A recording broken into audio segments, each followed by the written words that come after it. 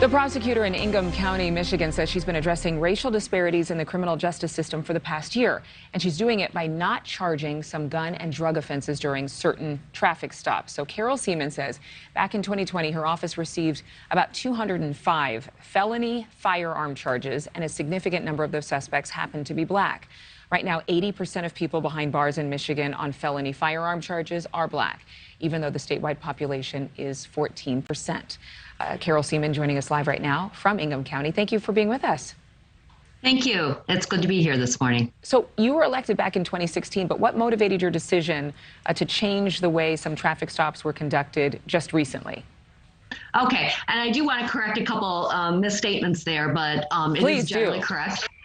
So I'd been an assistant prosecutor in the 80s and 90s during the Get Tough on Crime era, when the crime was at the highest rate it's ever been in the United States.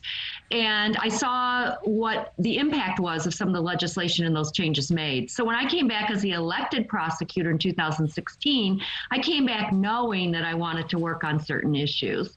I had done race equity work and a lot of other work in the 22 years I was out of the office. So, some things evolved over time. There were certain policies I put in place right away. You're referring to two separate policies that I put in place a year ago. One is a heightened scrutiny of non-public safety traffic stops. That came out of the many situations we see nationally where people on relatively innocuous things like driving with one taillight out or a minor non-public safety kind of infraction end up sometimes injured or dead. We had a couple, thankfully, non-fatal cases locally that really drew my attention to saying there's certain things we have to do now.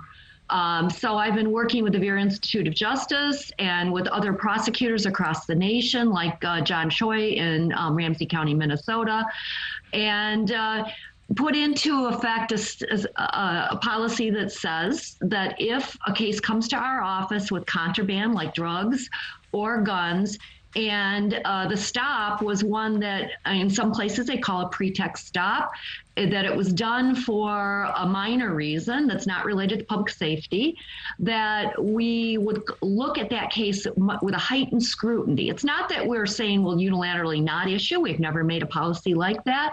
But we've reduced the number of cases because we're trying to reduce the kinds of circumstances that result in someone getting injured or killed, the officer or the citizen.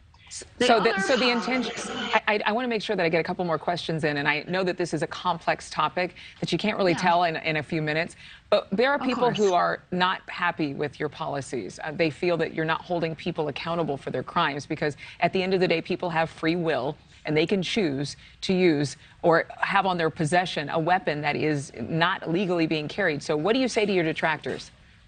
Oh, well, I'm going to talk about the felony firearm policy first, because that's the one you referenced too. That's a separate policy, and that's the one that got a lot of pushback, but I think it's because people frankly didn't understand it.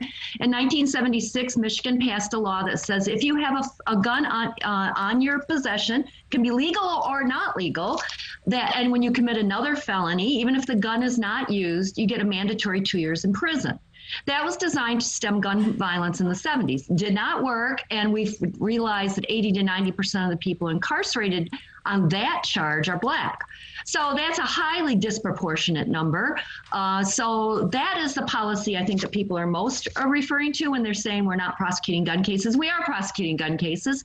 We're actively, I have two attorneys who their responsibility is to do shootings, fatal and non-fatal shootings. We're also working with an organization called Advanced Peace to bring violence interruption to our community. We're absolutely addressing gun violence. It's just that there's always a pushback when you try to do change. Right, and obviously this is, I mean, the criminal justice system is so inundated, and so people and leaders like yourself are trying to come up with ways for how we can creatively find a solution. But again, like you said, sometimes considered controversial. We're out of time, but I really hope that we can have a longer conversation at some point to discuss what some of what you're saying and doing in Michigan. Carol Siemon, thank you for being with us. Thank you for watching. Go to newsnationnow.com to find News Nation on your television provider. And don't forget to click the red subscribe button below to get more of News Nation's fact-driven, unbiased coverage.